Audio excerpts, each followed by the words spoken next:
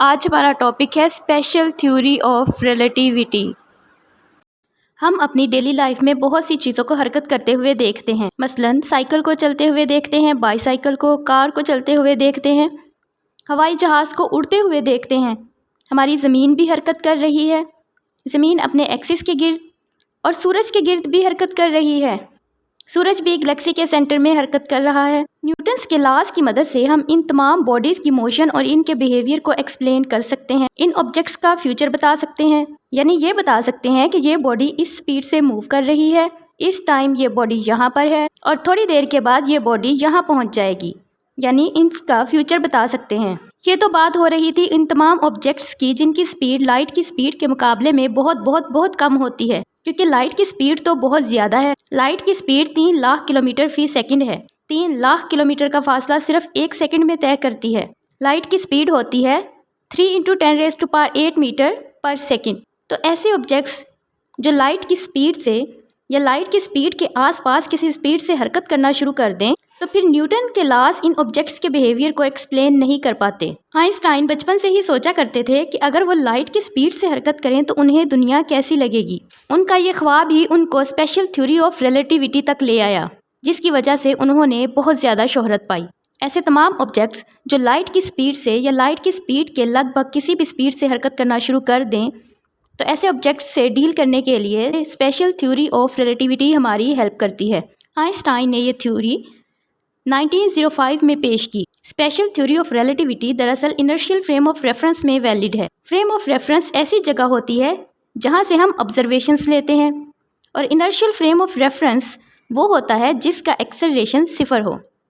Acceleration کب 0 ہوتا ہے؟ جب کوئی باڈی ریسٹ میں ہو یا پھر یونیفارم سپیڈ سے حرکت کر رہی ہو۔ یونیفارم سپیڈ کا مطلب ہے کہ باڈی حرکت کرتے ہوئے اپنی سپیڈ تبدیل نہ کرے بلکہ ایک ہی سپیڈ سے سیدھی لائن میں حرکت کرتی چلی جائے، تو ہم کہیں گے کہ اس باڈی کی سپیڈ یونیفارم ہے اور اس میں ایکسلریشن 0 ہے، کیونکہ ایکسلریشن تو تب پیدا ہوتا ہے جب باڈی کی ویلوسٹی تبدیل ہوتی ہے۔ جب باڈی کی ویلوسٹی ہی تبدیل نہ ہو تب اس میں کوئی ایکسلریشن نہیں ہوتا۔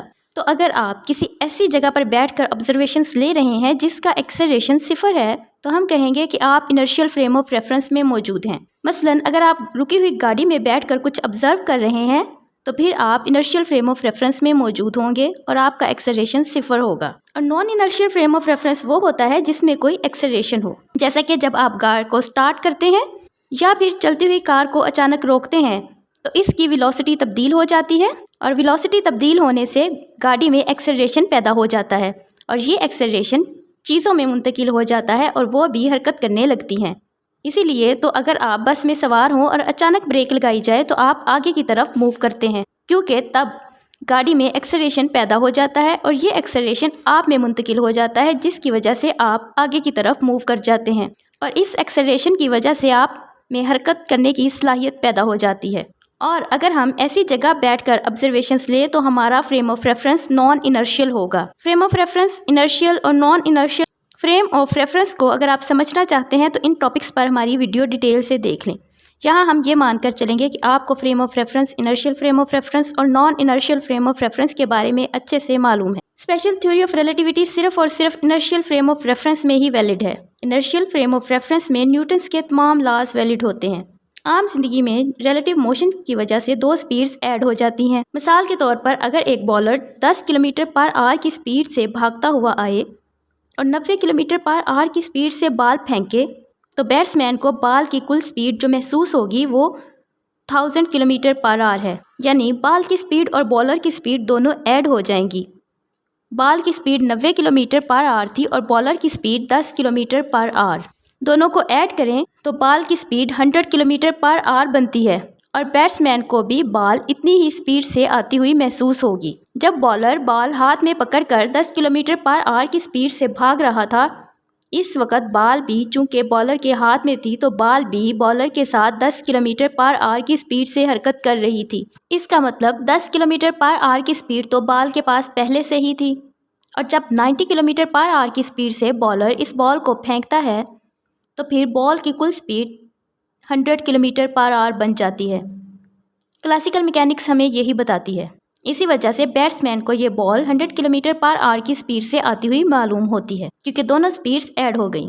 اگر چلتی ہوئی گاڑی میں کوئی آبجیکٹ رکھ دیں تو وہ آبجیکٹ بھی گاڑی کے ساتھ اسی سپیڈ میں حرکت کرنے لگتا ہے جس سپیڈ سے گاڑی حرکت کرتی ہے۔ جب اس آبجیکٹ کو گاڑی سے باہر پھینکا جاتا ہے تو دونوں سپیڈز ایڈ ہو جاتی ہیں، یعنی جس سپیڈ سے گاڑی حرکت کر رہی تھی وہ سپیڈ اور جس سپیڈ سے اس آبجیکٹ کو باہر کی طرف پھینکا گیا یہ دونوں ایڈ ہو جائیں گی۔ یہی کلاسیکل میکینکس کا اصول ہے۔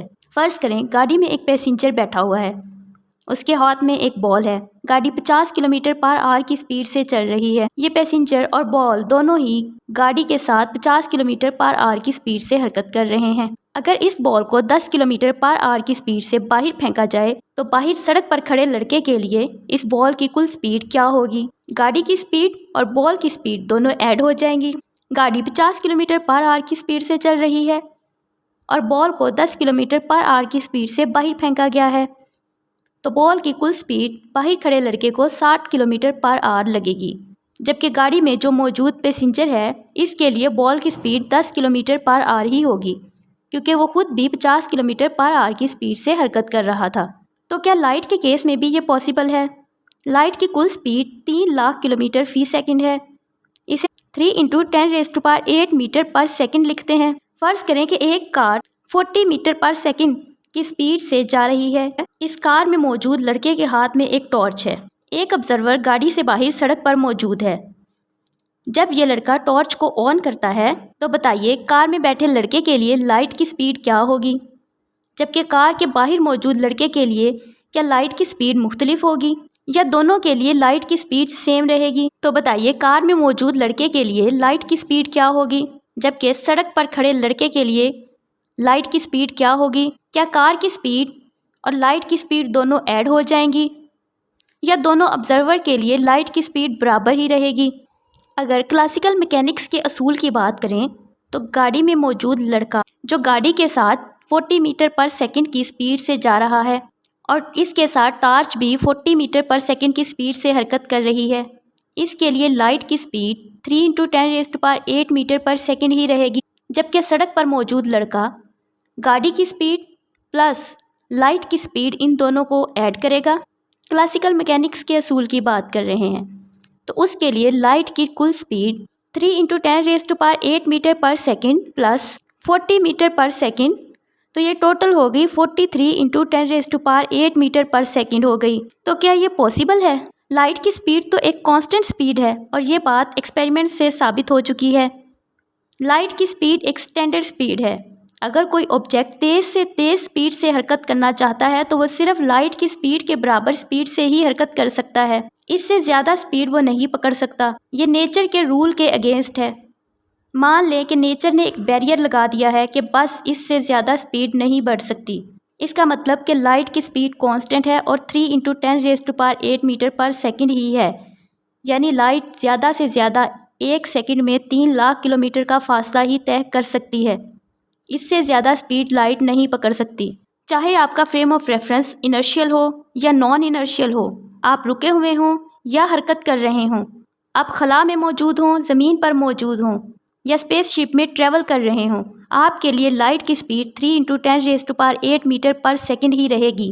مائیکلسن مورلے نے ایکسپیریمنٹ سے یہ بات ثابت کی ہے کہ لائٹ کی speed Hare frame of reference میں کانسٹنٹ رہتی ہے، یعنی ہر فریم آف ریفرنس میں لائٹ 3 × 10⁸ میٹر پر سیکنڈ کی سپیڈ سے ہی ٹریول کرے گی، جبکہ ریلیٹیو موشن میں تو دو سپیڈز ایڈ ہو جاتی ہیں۔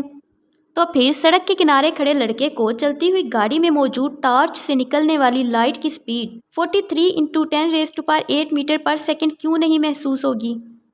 لائٹ کی سپیڈ باقی تمام سپیڈز کی طرح ریلیٹیو کیوں نہیں ہے؟ اس مسئلے کو آئنسٹائن نے حل کیا۔ انہوں نے بتایا کہ جیسے کہ لائٹ کی speed Hare frame of reference میں کانسٹنٹ رہتی ہے اور یہ کانسٹنٹ ہی رہنی ہے، کوئی بھی باڈی لائٹ کی سپیڈ سے زیادہ تیزی سے حرکت نہیں کر سکتی اور نہ ہی حرکت کر پائے گی۔ انہوں نے بتایا ڈسٹینس s ایکول ہوتا ہے v × t کے، یہاں s ڈسٹینس ہے جو لائٹ ٹریول کرے گی، v ویلوسٹی ہے اور t ٹائم ہے، اور لائٹ کی سپیڈ چونکہ c ہوتی ہے تو پھر یہ ایکویشن کچھ یوں بن جائے گی s = c × t۔ اگر ہم سپیڈ آف لائٹ کو الگ کریں تو یہ ایکویشن کچھ یوں ہو جائے گی، ایس ٹوٹل ڈسٹینس یا ٹوٹل لینتھ ہے تو ایس کو ہم ایل سے ریپلیس کر دیں گے۔ تو اب ایکویشن بن گئی C=L/T۔ آئنسٹائن نے کہا C یعنی اسپیڈ آف لائٹ تو ہر فریم آف ریفرنس میں کانسٹنٹ ہی رہنے والی ہے۔ اس کا مطلب ہے کہ C کو کانسٹنٹ رکھنے کے لیے لینتھ یعنی L اور ٹائم یعنی T کو تبدیل ہونا پڑے گا۔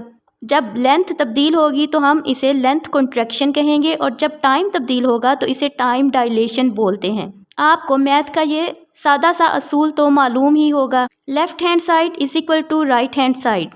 لیفٹ ہینڈ سائڈ پہ ہم کوئی کانسٹنٹ ویلیو رکھ لیتے ہیں، فرض کیا 10 رکھ لیتے ہیں۔ لیفٹ ہینڈ سائڈ پر ہم 10 ہی رکھیں گے، جبکہ رائٹ ہینڈ سائڈ پر ہم ویلیوز کو چینج کرتے رہیں گے۔ دیکھیے پہلے 20/2 تھا، پھر 30/3، 3 کو 30 سے ڈیوائیڈ کریں گے تو 10 ہی رہے گا لیفٹ ہینڈ سائڈ پر۔ 40 کو 4 سے ڈیوائیڈ کریں گے تو بھی 10 ہی رہے گا۔ پھر 50 کو 5 سے ڈیوائیڈ کریں گے تو بھی لیفٹ ہینڈ سائڈ پر 10 ہی رہے گا۔ 10 کو ہم نے کانسٹنٹ رکھنا ہے۔